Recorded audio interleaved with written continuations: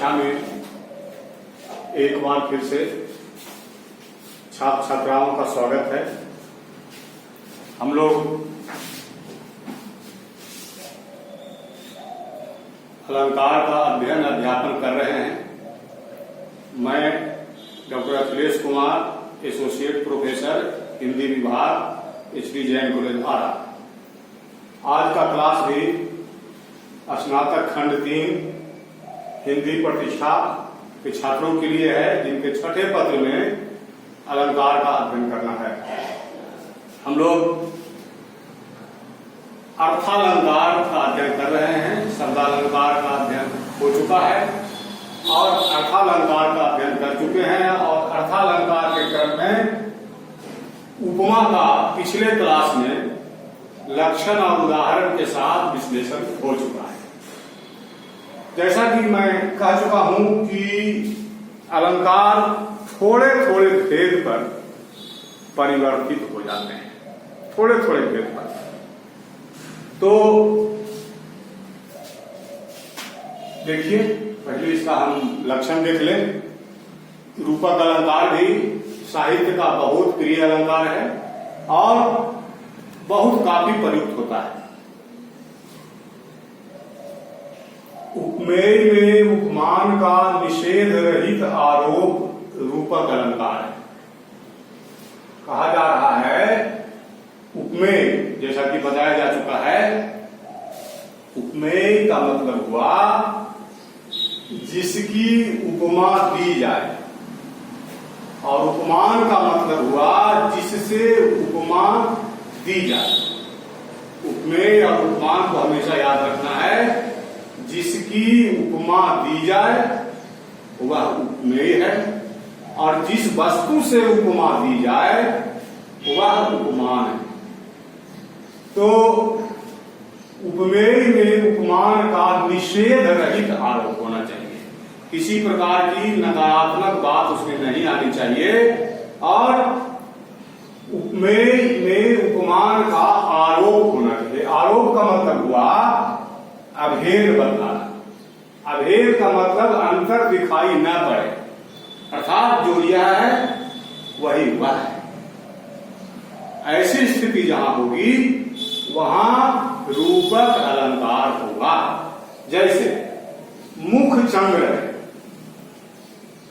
उपमा में हम लोगों ने पढ़ा था कि सादृश्य प्रतिपादन को उपमा अलंकार कहते हैं। वहां समता प्रदर्शित की जाती है। बताया था मुख चंद्र सा है, यानी मुख जो है चंद्रमा के समान है।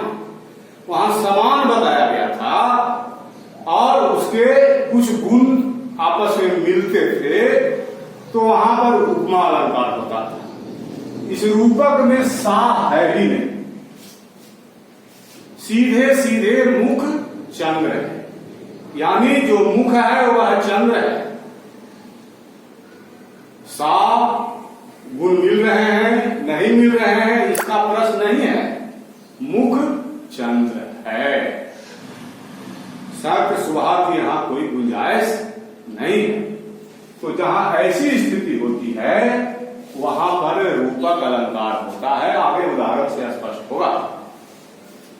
तो मोटे तौर पर रूपक के 3 भेद हैं, मैं यहां बता दे रहा हूं, लेकिन स्नातक के छात्रों को यह पुनः हिदायत दे रहा हूं कि रूपक का सीधा लक्षण लिखने के उपरांत ये बता देना कि आरोप अर्थात अभेद प्रतीति, और कोई भी उदाहरण देकर करके और बता दिया जाएगा कि यहाँ इस प्रकार से इस पर इसका आरोप है, उतने से ही काम चल जाएगा। लेकिन ज्ञान वृद्धि के लिए मैं रूपक के जो 3 प्रमुख भेद हैं, विद्वान कई भेद करते हैं, लेकिन जो 3 प्रमुख भेद हैं उन भेदों के सहारे ही मैं रूपक अलंकार को समझाने का प्रयास करूंगा। तो ये जो 3 भेद हैं वो हो गए निरंग रूपक, सांग रूपक और पारंपरिक रूपक। ये मोटे तौर पर 3 भेद। तो देखिए, पहला है निरंग रूपक। जहां अंगों के बिना उपमान का उपमेय में आरोप हो। निरंग माने बिना अंग के, जैसे अब हम मनुष्य हैं तो हमारा मुख है, हाथ है, पैर है, जिह्वा है, कान है, नाक है, आंख है, ये सब अंग है। तो बिना अंग के ही सिर्फ आरोप बता देना वह निरंग रूपक है।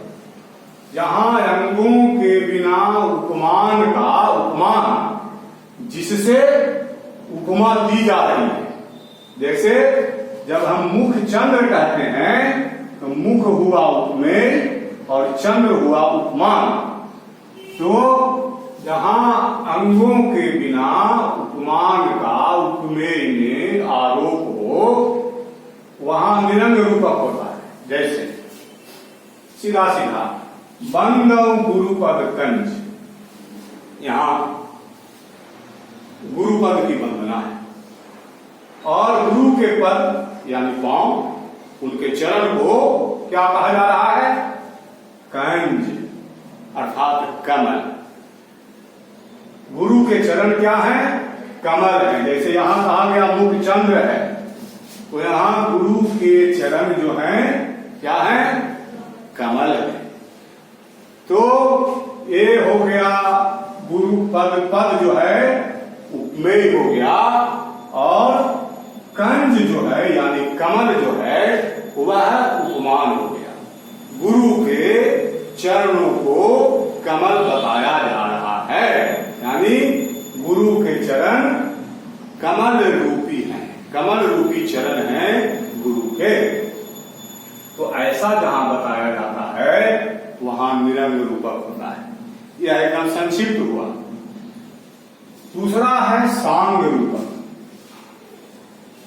अंगों सहित उपमान का उपमेय में आरोप सांग रूपक अलंकार कहलाता है। अंगों सहित, यहां निरंग है, यहां सांग है, स जोड़ अंग, सांग, अंगों सहित। अर्थात अगर इस टीचर का वर्णन किया जाए अखिलेश कुमार का, तो अगर यह भी बताया जाए कि आंख, कान, हाथ, पांव आदि के बारे में भी बताया जाए, अंगों की भी चर्चा हो, तो वहां सांग रूपक होता है। अब देखिए, अंगों सहित उपमान का उपमेय में आरोप सांग रूपक अलंकार कहलाता है। जैसे बीती विभावरी जागरी, अंबरपन घट में डुबो रही, तारा घट ऊषा नागरी। यह प्रसाद जी की कविता है। रात्रि बीतने के उपरांत जगाया जा रहा है। बीती विभावरी, विभावरी मतलब रात्रि बीती, जागो। तो यह प्रकृति चित्रण है, और यह प्रकृति चित्र मानवीकरण अलंकार के साथ प्रकृति को मानवी के रूप में चित्रित किया गया है। देखिए, सुबह होती है तो क्या होता है? नीचे है अंबर पनघट। अंबर मतलब आकाश, पनघट जहां पानी भरा जाता है जाकर के। पहले भरा जाता था, आजकल तो हम लोग नल वाले जीवन में जी रहे हैं।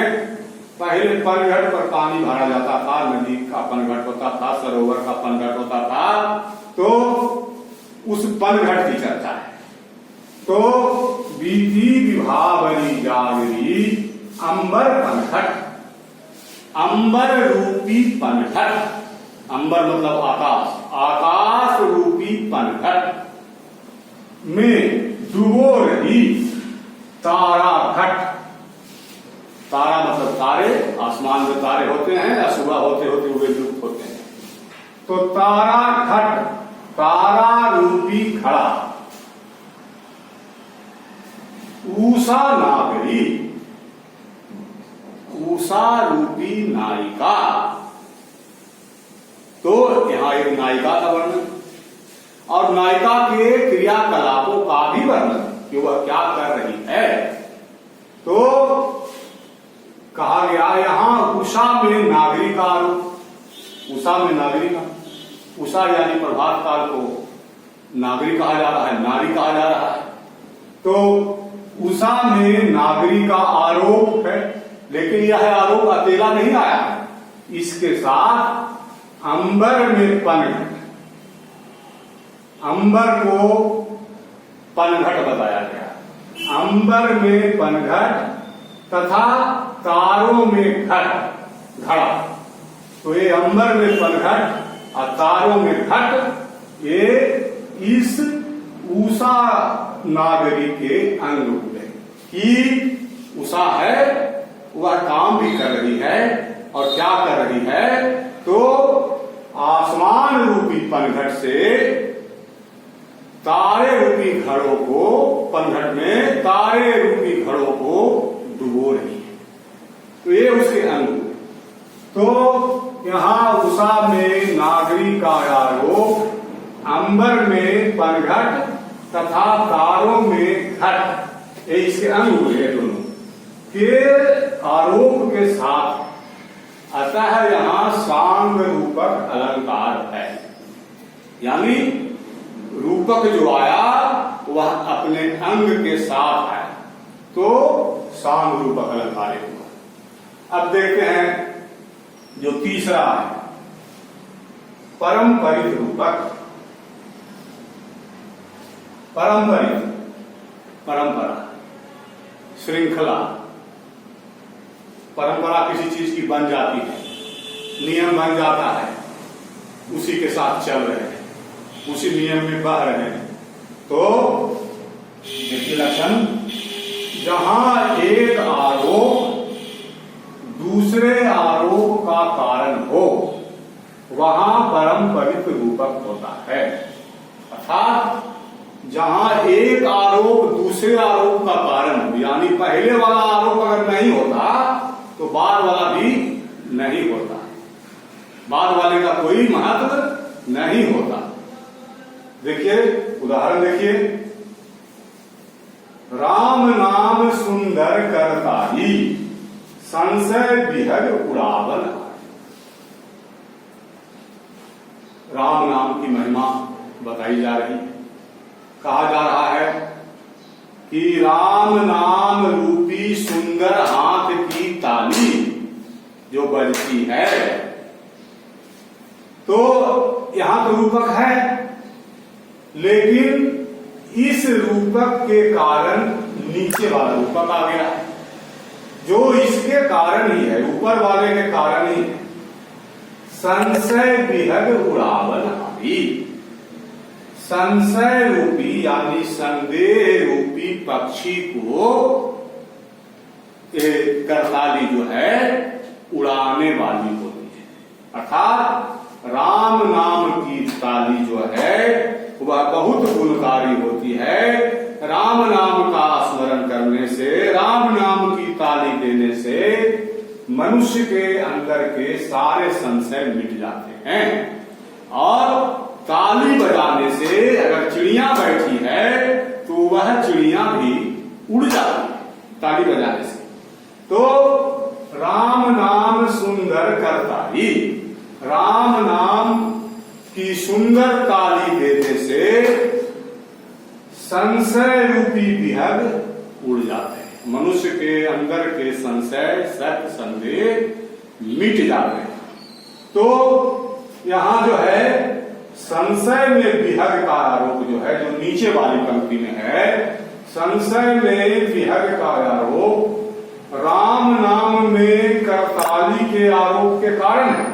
अगर यह नहीं होता तो संशय विहग उड़ावनहारी का अर्थ जो है पूरी तरह से स्पष्ट नहीं होता। यहाँ राम नाम की ताली के कारण संशय रूपी विहग जो है वह उड़ता है, यानी राम नाम की ताली बजाने से मनुष्य के अंदर का संदेह मिट जाता है और ताली देने से पक्षी उठते हैं। यहाँ इस तरह से संगति बैठाई गई है। तो संशय में विहग का आरोप राम नाम में करताली के आरोप के कारण, पहले वाले आरोप के कारण ही दूसरा वाला आरोप आया है। अतः यहाँ पारंपरिक रूपक है।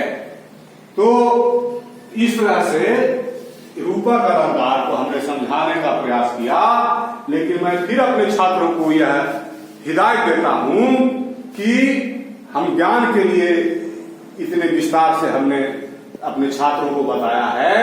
हमारे छात्र परीक्षा में जब रूपक अलंकार का उत्तर लिखना हो, लक्षण और उदाहरण बतलाना हो, तो ऊपर का लक्षण लिखेंगे और इसमें से कोई भी उदाहरण दे करके और बता देंगे कि उपमेय में उपमान का आरोप कैसे है, तो उनका उत्तर जो है वह सही होगा और पूरे अंक मिलेंगे।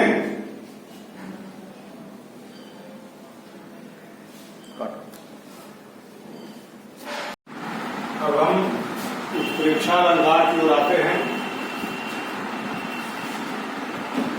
और जैसा कि बताया गया, थोड़े थोड़े भेद पर अलंकार बदल जाते हैं। उपमा में हमने देखा मुख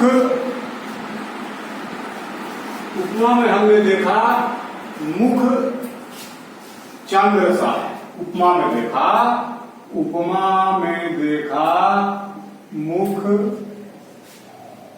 चंद्र सा है। रूपक में देखा मुख चंद्र है। उत्प्रेक्षा में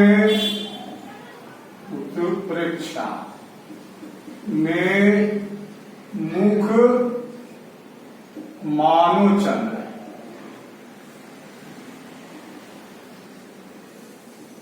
यही अंतर है तीनों अलंकार में, थोड़ा थोड़ा अंतर है।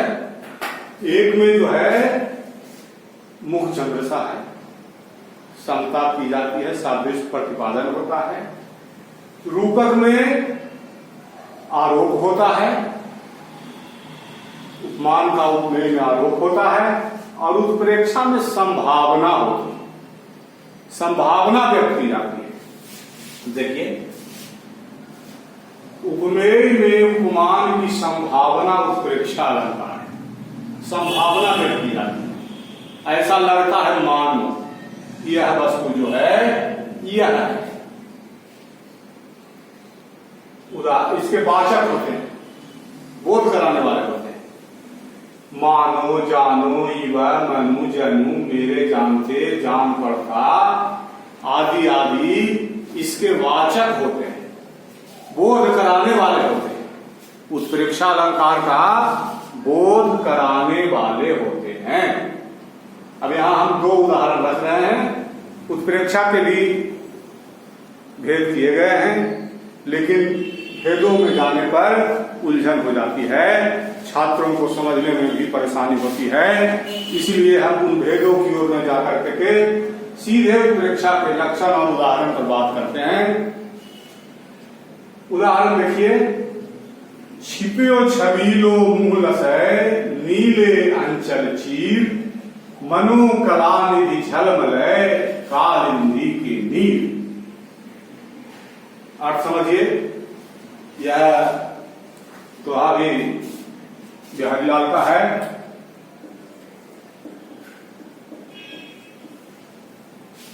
बिहारी लाल का है।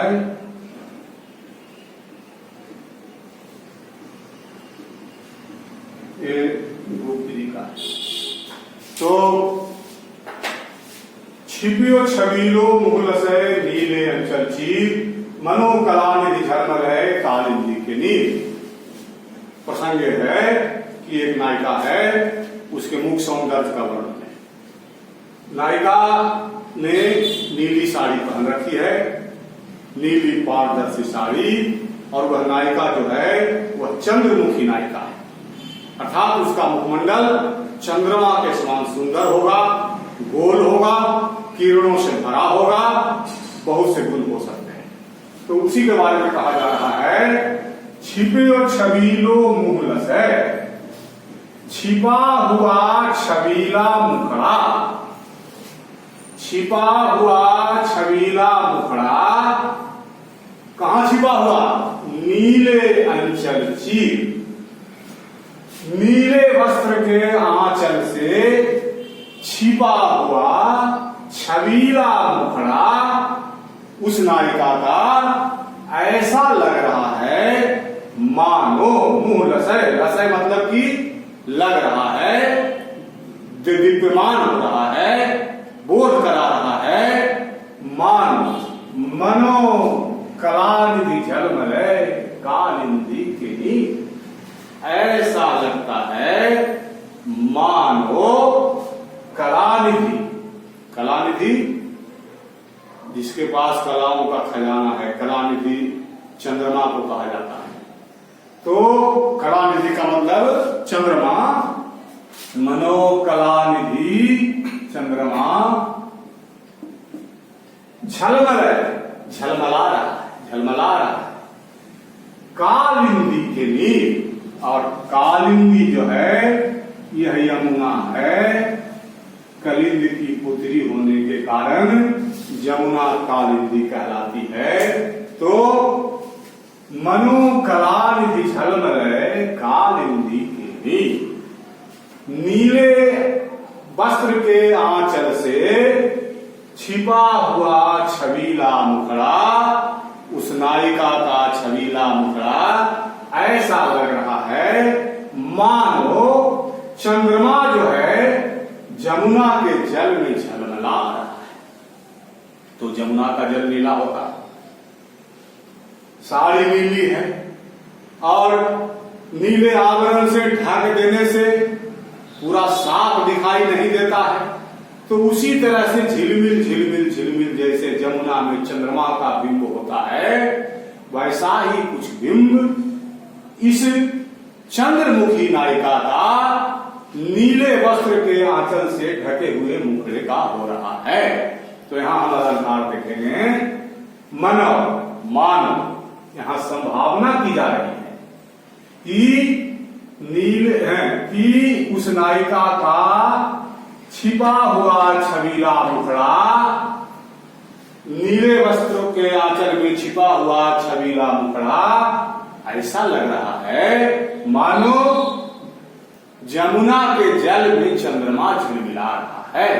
तो यह मानो जो हो गया, मनो, यह जो है वाचक है उत्प्रेक्षा अलंकार का, जो बताता है, संभावना व्यक्त करता है कि उस नायिका का मुखमंडल ऐसा लग रहा है जमुना में के जल में झिलमिलाते चंद्रमा की भांति लग रहा है।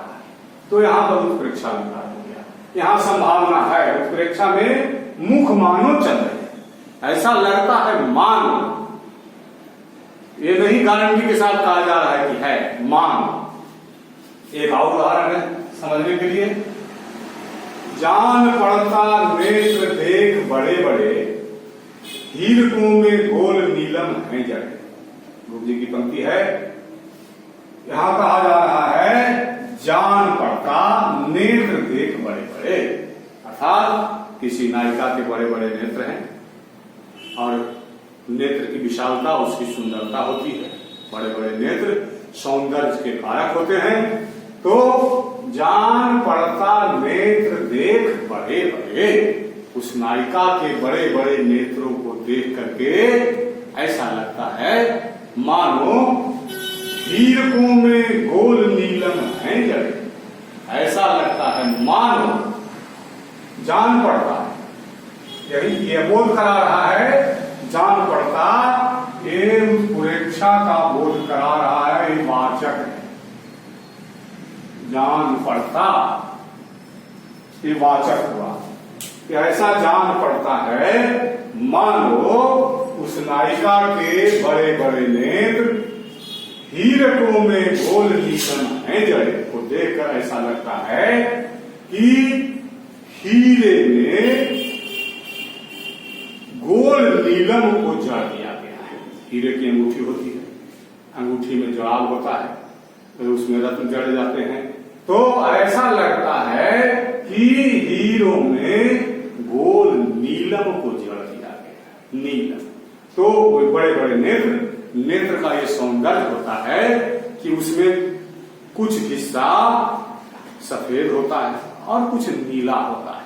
तो उसी के कारण सादृश्य को बैठाते हुए यहाँ उस नायिका के बड़े बड़े नेत्र में हीरों में जड़े हुए गोल नीलम की संभावना इस तरह से इस संभावना के कारण नीचे हम लिखेंगे, जब हम उत्तर लिखेंगे उस समय नीचे लिखेंगे कि इन पंक्तियों में